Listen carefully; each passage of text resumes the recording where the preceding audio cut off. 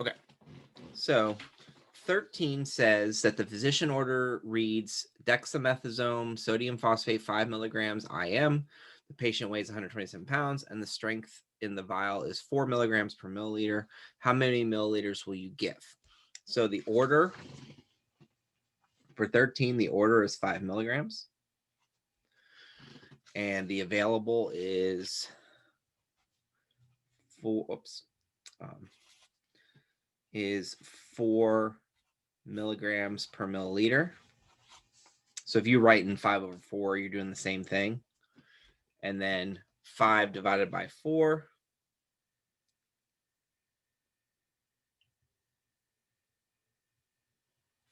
is 1.25 milliliters. And then you would round that to the nearest tenth. So that would be 1.3 milliliters. If your question is, well, what do we do about the patient's weight? We don't do anything about the patient's weight. The only reason I would account for the patient's weight is if the order was 5 milligrams per kilogram, or it accounted for the patient's weight. So this is just a standard question with the extra, just giving you extra information. I could have also told you that the patient was a 28-year-old female kickboxing champ and wore tie-dye. It's all extra information. All I care about is what was ordered and then getting the volume there. The only reason that like I said, the only reason we would account for the patient's weight is if the order said 5 milligrams per kilogram body weight, but it doesn't say that. So that's why you don't incorporate it, just in case you're wondering why I didn't include that. Okay, 16 and 17 are both flow rate questions. And like I said, I have some bonus flow rate questions that I'm going to also go through. 16 says that the tubing package is labeled as shown. So you can see the 15 there. So you know that the label, and then I can see, and you may not be able to see, 15 drops per milliliter. And then it says you're ordered to administer the D5W IV solution at a rate of 75 milliliters in 25 minutes. And what is the flow rate in drops per minute? So first and foremost, how do I calculate drop rate? Well, I calculate drop rate by taking the flow rate times the drop factor,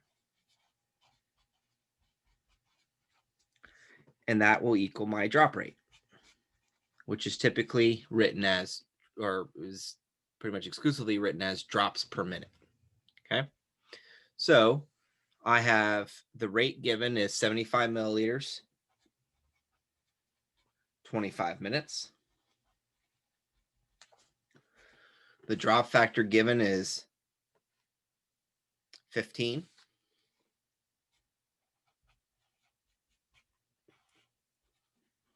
Now, before I do any math, again, this is how you would do every single drop rate question. Is always going to be flow rate times drop factor. Drop factor will be given to you. So it's always going to be flow rate, drop factor, and then that will give you your drops per minute. So once you know that, and the only variation really is sometimes this will be milliliters per hour, and you just need to convert hours to minutes. And I'll give you an example of what that looks like. Okay. So you'll do your math, 75 times 15 divided by 25, and you'll get 45 drops per minute. So that's number 16. Number 17 is going to be set up similarly. And I know you can't necessarily read this, but hopefully you have this in front of you. I also posted in the chat. You can see what's available as far as you can get copies of this extra one. So it says your patient has received Solumedrol 200 milligrams IV. It's received from the pharmacy in a 75 milliliter bag of D5W. So the way you should read this is that 200 milligrams, okay, that's a solid, is in the 75 milliliter bag, okay? So don't get hung up on this. This just tells you what's in the bag other than the D5W. So there's drug in the dextrose solution, okay? It's infusing over 30 minutes. The drop factor is 10. While their IVs are running, what is the drop rate, okay? Now, again, remember, what do I need in order to solve flow rate type questions? I need flow rate and I need drop factor. What's the flow rate? Flow rate is 75 milliliters, 30 minutes. So I'm going to write that down. 75 milliliters, 30 minutes.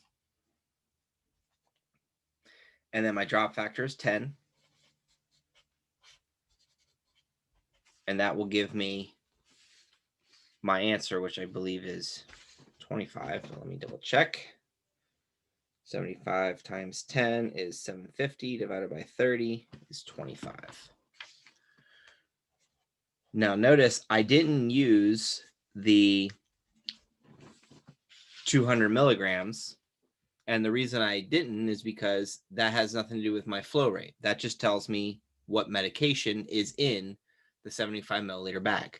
So it could have been 500 milligrams of ice cream. It doesn't matter because all I care about is volume over time as far as flow rate. Okay. All right. So we've done 13, 16, 17. And I said I'd give you some extra questions that are like drop rate questions. So I have 2 here that I'll give you. Give you an easy one first. Okay. So this is the medication is Ringer's lactate. And so Ringer's lactate is going to be found in a dextrose solution. It's going to be administered 150 milliliters per hour over 12 hours. Okay. So remember, I don't really care about how long the thing is running in order to calculate. All I care about is what is the flow rate. So I'm not writing the 12 hours anywhere. It's just anywhere. It's just telling us that we're going to be running this infusion for 12 hours. Okay. So it's going to be running at 150 milliliters per hour for 12 hours. Okay. Then it says the drop factor is 20. And then to make a calculation. Now, a shortcut with these, and it's anytime you have hour, just go ahead and convert that right away to minutes, because you already know that 1 hour is 60 minutes. So you don't need to create a separate problem to then further correct the hour to minute. Just go ahead and do that right off the bat. I think you'll be fine doing that. So 150 times 20 is 3,000 divided by 60. And you'll get 50 drops per minute. So all I did was I gave you a separate scenario with different numbers, but we're going to solve it the exact same way, right? Flow rate. And in this example, it was 150 milliliters per hour times the drop factor. And in this scenario, it was 20 drops per milliliter. So, and then we converted hours to minutes and we got 50 drops per minute. Let me do another one. All right. A nurse is preparing an IV solution. Again, it's 150 milliliters, but this time it's infusing over a period of time of 3 hours. So I'm going to write out the 150 milliliters and then 3 hours. Drop factor is 10.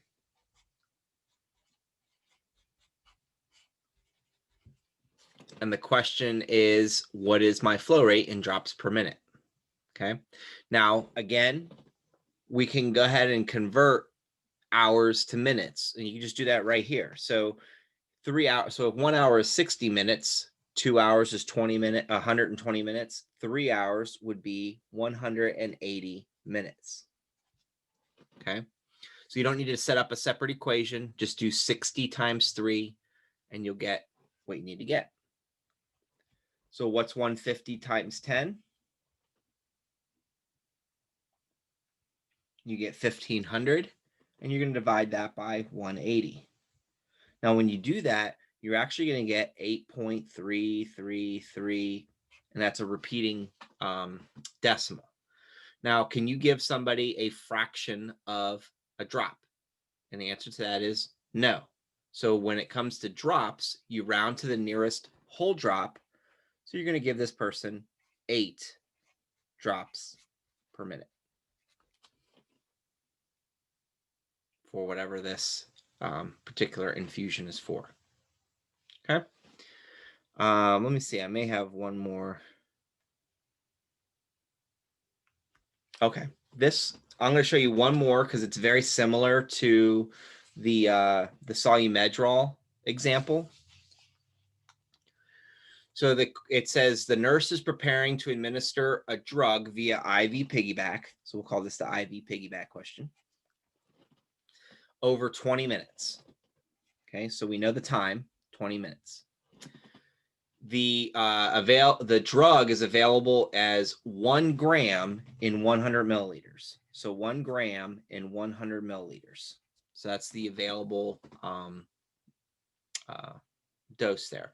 So remember, you're going to read this as there's 1 gram of the drug in 100 milliliters. Okay, so the 1 gram is important as far as that we're picking the right medication to give and administer to the patient. But as far as the math is concerned, that has no variant. It could be 1,000 grams. It could be, 500 milligrams. It doesn't matter what this is. What I care about in calculating drop rate is volume, 100 milliliters, over time, 20 minutes. Okay, just want to kind of set that out. The drop factor is 15. And then what would the nurse set the infusion rate to? So we're going to take our flow rate. So given this information, 100 milliliters, 20 minutes. I'm going to ignore this, not because it's not important. It's just that it's not important for factoring in my flow rate question. All I care about is volume over time. I don't care about the strength. I only care about the flow rate. Times my drop factor, which I believe I said was 15.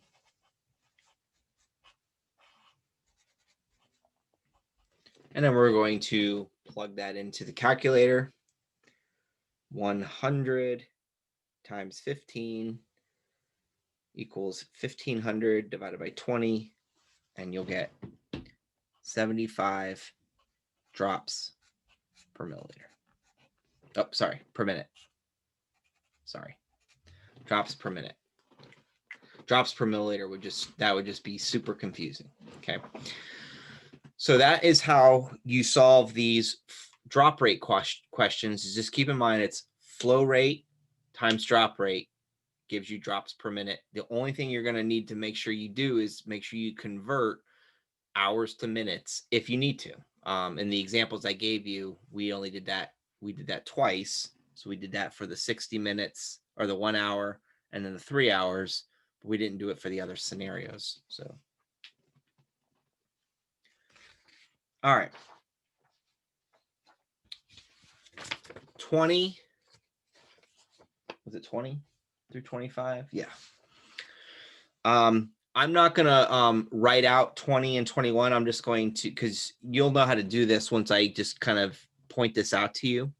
So 20 says you have an order of 60 milligrams and the vial has the following 3 choices of strength after reconstitution, meaning you have powder, you add water, and then you get these constitutions.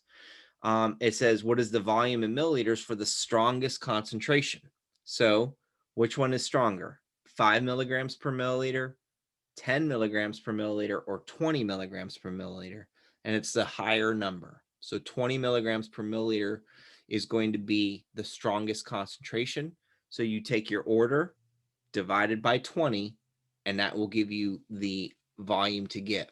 If you chose any of the other ones, so if you had chosen 10 or 5, you're going to get a higher volume to administer because the dose or the concentration is less. That's why it tells you to choose the strongest concentration. Okay, it tells you to choose the strongest concentration. You're going to do the same thing for 21. In that 21, first of all, you're going to ignore this column here because this just tells the pharmacy how much deionized water to add to the powder to get to our concentrations. So I'm going to choose, again, the strongest concentration. So I have 250,000 units per milliliter, 500,000 units per milliliter, and then 1 million units per milliliter. 1 million is the bigger number. You're going to take your 350,000 units divided by 1 million, and then you'll get 0.35 milliliters, and that's how much you would administer for those questions. So a lot of times students get hung up on this right here.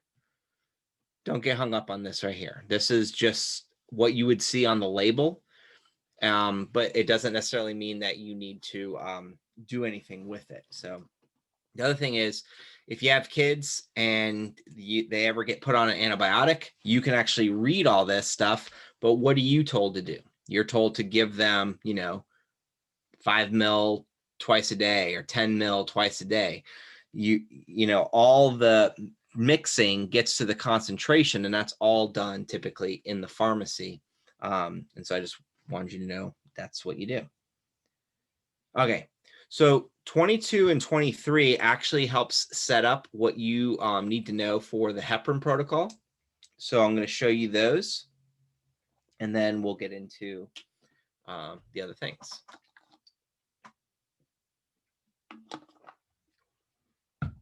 All right. So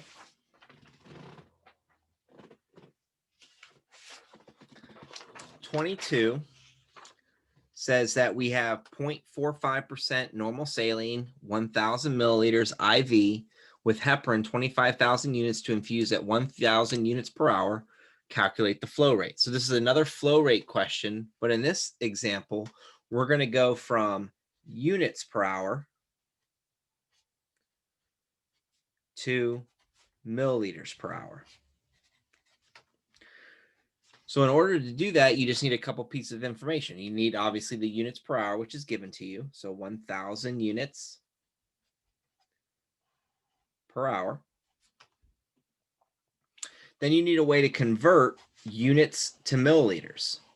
So you don't want units, you do want milliliters. And what we have is we have a 1,000 milliliter IV that contains 25,000 units of heparin. So 1,000 milliliters, 25,000 units. Okay. Now, when I do that, I just take 1,000 times 1,000. And then I divide it by 25,000. And you will get 40 milliliter per hour. So in this question, all I'm doing is converting units per hour to milliliters per hour by eliminating units. Okay. I always show students the dimensional analysis way. There are other ways to kind of get to these answers. If you're getting the right answer, then you're doing it the right way. Okay. But if sometimes you do it and sometimes you get the right answer and sometimes you get the wrong answer, I would say don't do it that way, or see what you're doing and try and be consistent so you're always getting the right answer. Okay. Go ahead, Chris. I was going to ask you, how else could you do this one?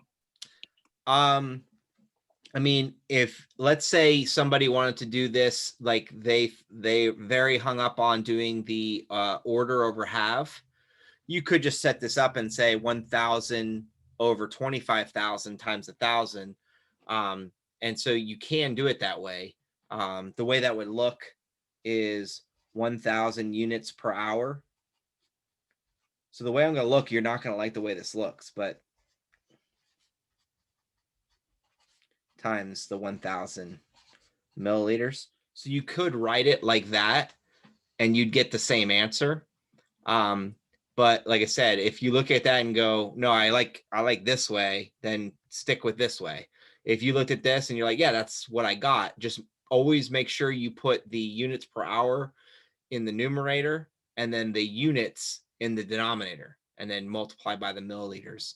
So that way you don't goof up.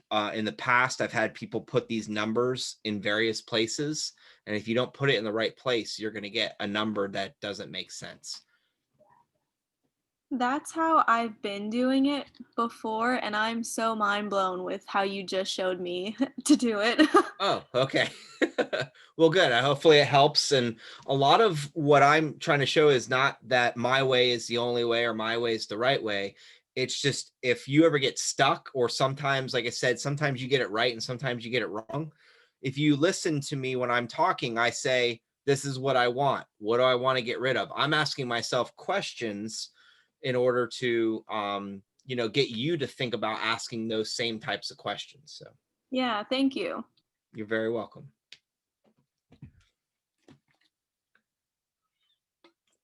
All right, the next question, 23, is basically the same thing. We have units per hour, which is, so let me just read it so you guys, so the order is 0.9% sodium chloride, 500 milliliters IV with Humulin R, regular U100 insulin, 500 units to infuse at 10 units per hour. So let's start it off the same way, 10 units per hour. I don't want units per hour. I want milliliters per hour. So I want milliliters. I don't want units. Okay. So before I write anything, I at least know I've set it up right? Because once I'm done, once I put in my numbers, I'll have everything else accounted for. So I always start with my flow rate, which is in this instance, units per hour.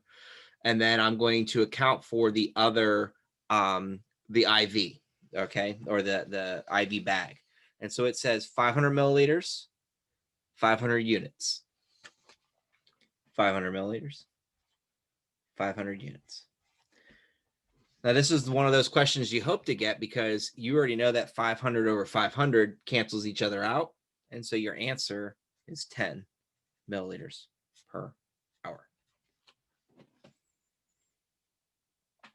But again, remember, I set it up exactly the same way.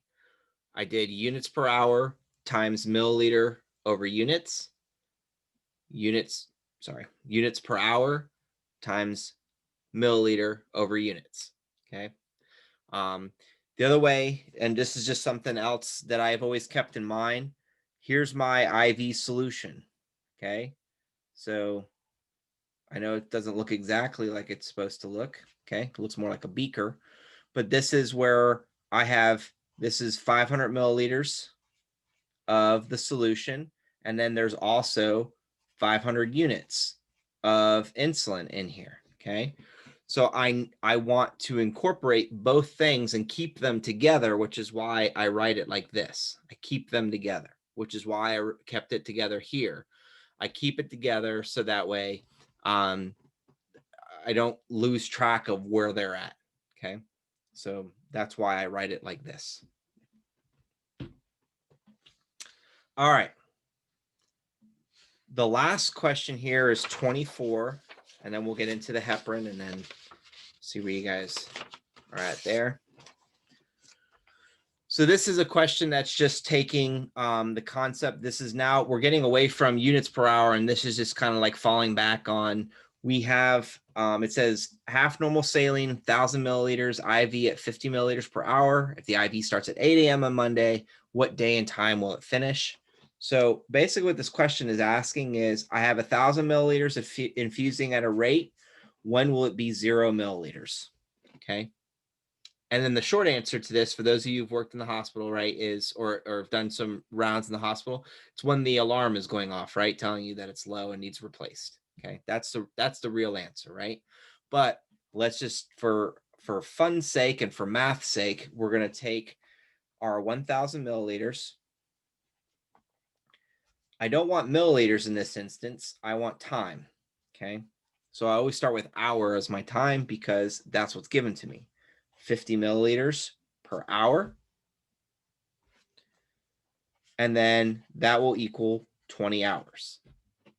Okay, so this, based off of this infusion rate, and if it doesn't change, 50 milliliters, 20 hours. Okay, if you need to travel 1,000 miles and you're going 50 miles per hour, it's probably going to take you about 20 hours to get that, to travel that amount of distance. Okay, so same concept. Now the second part of the question is, we started Monday, oh, not mom, Monday at 8 a.m. Okay, now 24 hours later, okay, so let's just say 24 hours later would be Tuesday at 8 a.m. but it wasn't 24 hours, right? It was only 20 hours. So what's 8 minus 4? Tuesday at 4 a.m. would be your answer for this question. Now, sometimes they want you to write it as like 0400. So like they might say Tuesday at this time. I don't know how much they want you to get into like the military time delineations, but that is the correct answer. Okay, we're gonna go ahead and head on into the heparin protocol.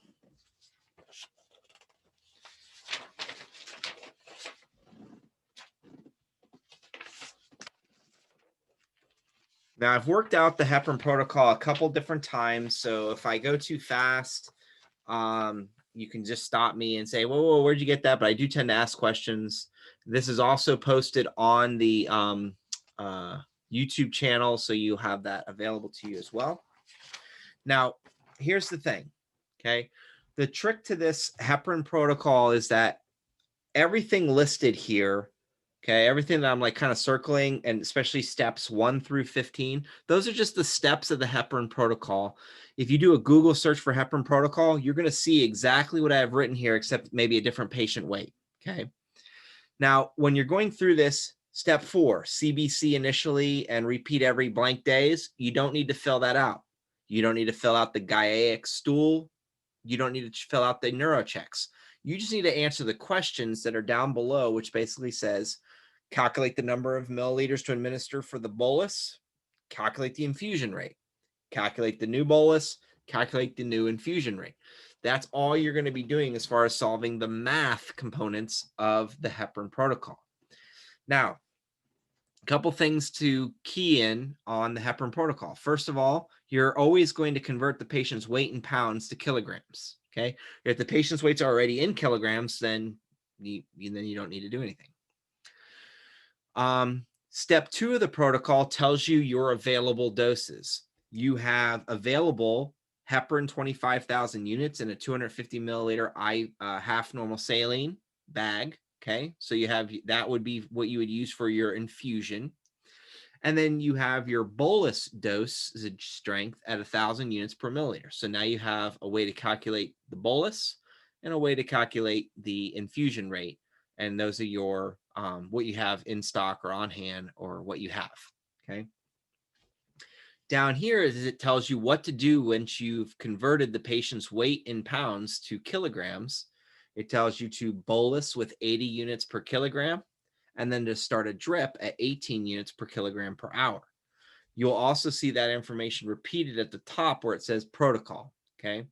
So you'll see that there. I think in the past, and especially, me not explaining this better, is like understanding that all of this is part of the protocol. The whole thing is protocol. Your questions are down here. Now on the practice test, I've given you 4 questions, A, B, C1, and C2. On your test, you're either only going to get A and B or C1, C2. Okay. You're not going to get all 4. You will get 2 questions. If you get them both right, you got 1 question right. If you get 1 wrong and 1 right, you missed the question. If you get them both wrong, you missed 1 question. Okay. So this is equivalent to just 1 question, but they want you to calculate a bolus and they want you to calculate an IV drip. So that's why there's 2 questions basically built in one. So it's like a part 1, part 2. And they're not giving you partial credit for it, I guess. All right.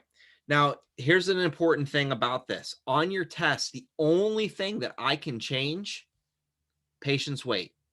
Okay. So this example is 110 pounds, but if I give you another patient's weight, that would be the only thing that I can change on the test for when you're or on the test is basically the patient's weight. Everything else that I'm going to show you would be done exactly the way that I'm going to show you. You just need to change what the patient's weight is in kilograms. So let's start off.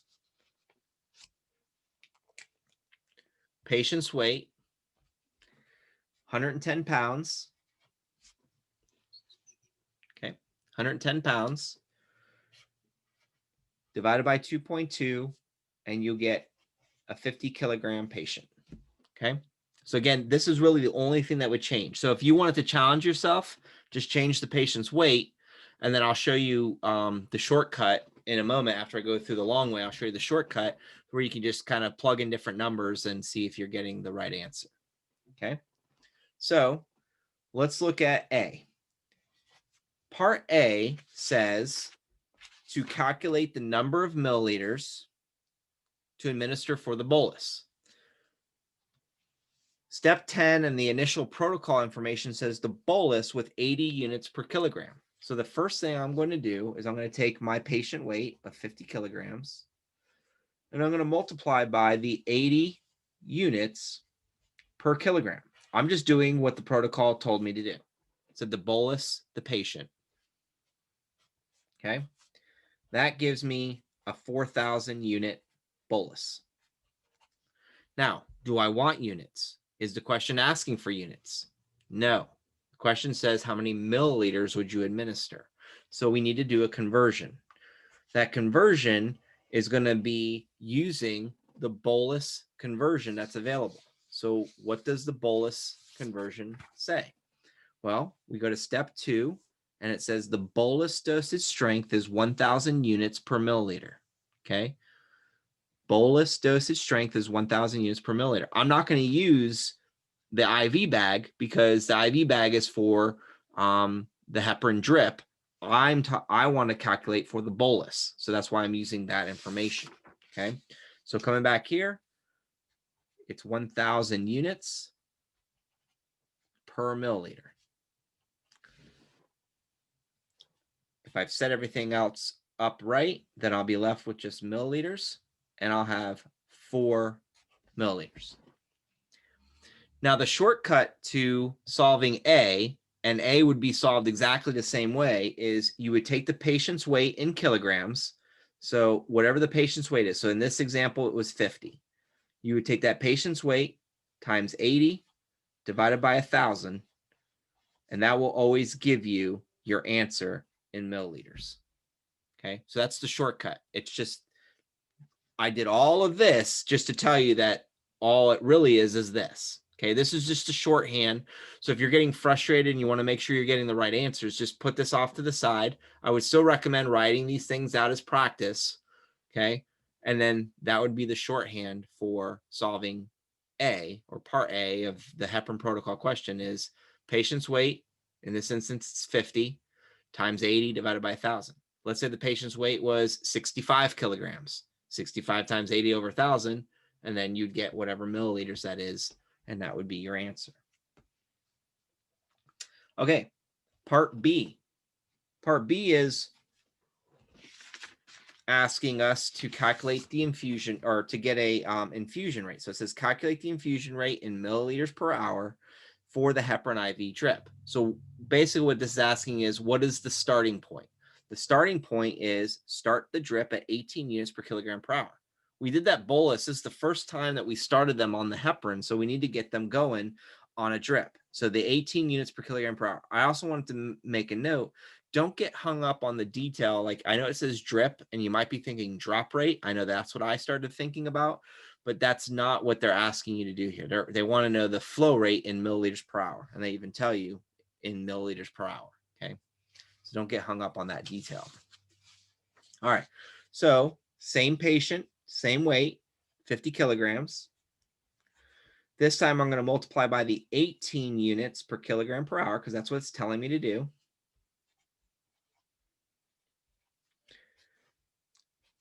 $50 times 18 gives me 900 units per hour. And again, this is going to look exactly like what we did a couple of numbers ago, where we were converting units per hour to milliliters per hour, because that's what we want to do, right? So what do I need? I need to look at the IV bag. The IV bag says it has 25,000 units in 250 milliliters of half normal saline. So I don't want units. I do want milliliters. I have 25,000 units. And I have 250 milliliters. Now, a little aside, 250 over 25,000 is the same thing as 1 over 100, okay? I'm going to do 900 times 250 divided by 25,000, and I'm going to get 9 milliliters per hour.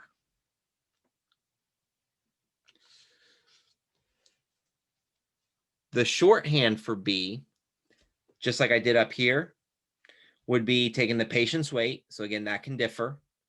This time times 18 and divided by 100.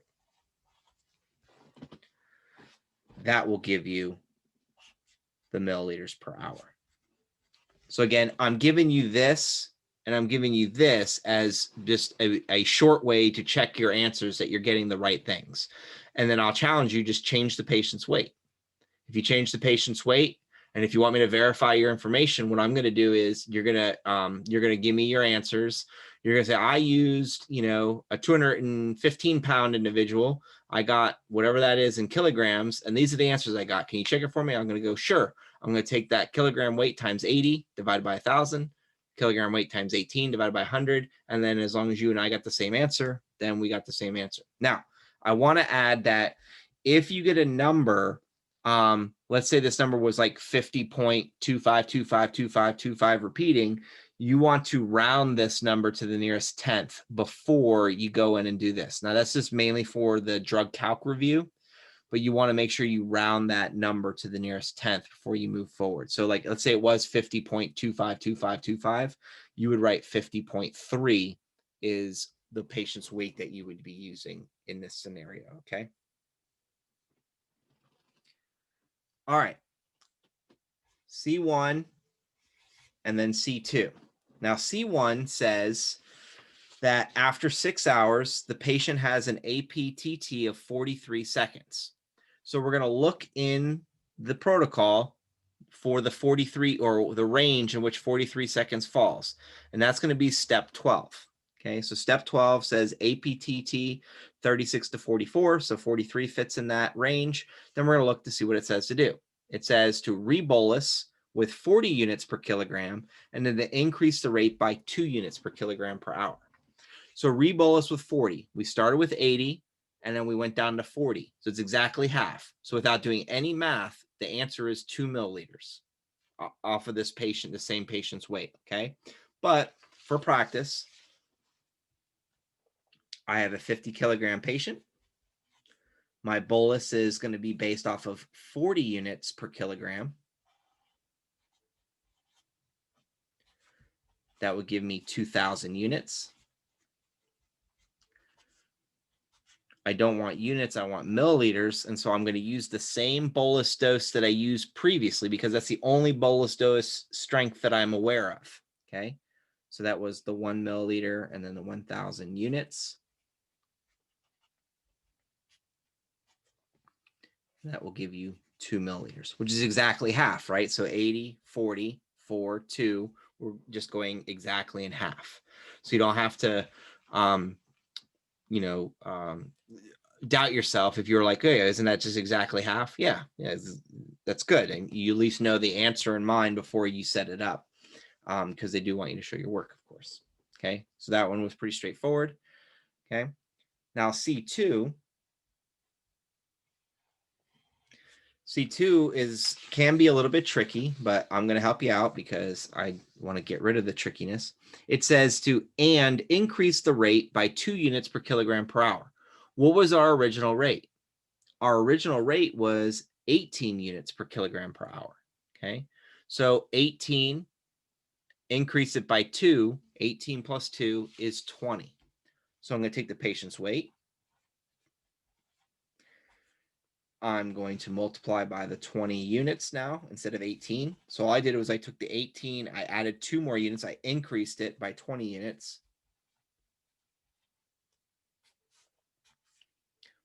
I'm going to get 1,000 units per hour. We don't want units per hour, right? We want milliliters per hour. So I'm going to use the same stock that I used before, but this time with the heparin, because we're not talking about the bolus, we're talking about the heparin. We're talking about the IV, the heparin for the infusion rate, so the IV versus the bolus dose. and that was 250 ml over the 25,000 units. And you'll get 10 milliliters per hour. Now, I have the shorthand for these is very similar to the shorthand for these. For C1, it would be the 50 times the 40 over 1,000. Okay. And then for this one, it would be the 50 times 20 over 100. So notice that every time I do the infusion rate, I'm dividing by 100. And every time I do the bolus, I'm dividing by 1,000. Okay. So that's how you would differentiate that. So again, the only thing I can change on this is the patient's weight. Everything else is going to be basically exactly as I showed it to you. Even the APTT, I would most likely choose a time that fits in that step 12 because it has you do two things. It has you do a bolus and it has you do a heparin, or it has you do an infusion rate. Are there any questions on the heparin? The only thing that can possibly change with any of this is just the body weight. You got it. And you said the bolus is always 1,000 and the heparin's always, would you? Yeah, the bolus is always the 1,000. And like I said, I'm getting that from step 2 in the protocol. So it says the bolus dosage strength is 1,000 units per milliliter. So that's what that's coming from. Okay. Then for the infusion rate, it's always going to be 1 over 100 because that's what this ends up being. So if you take 250 divided by 25,000, that's the same thing as saying 1 over 100. You don't have to do it that way. I just wanted to give you guys the shortest of shorthand for looking at this particular problem. Thank you. You're welcome.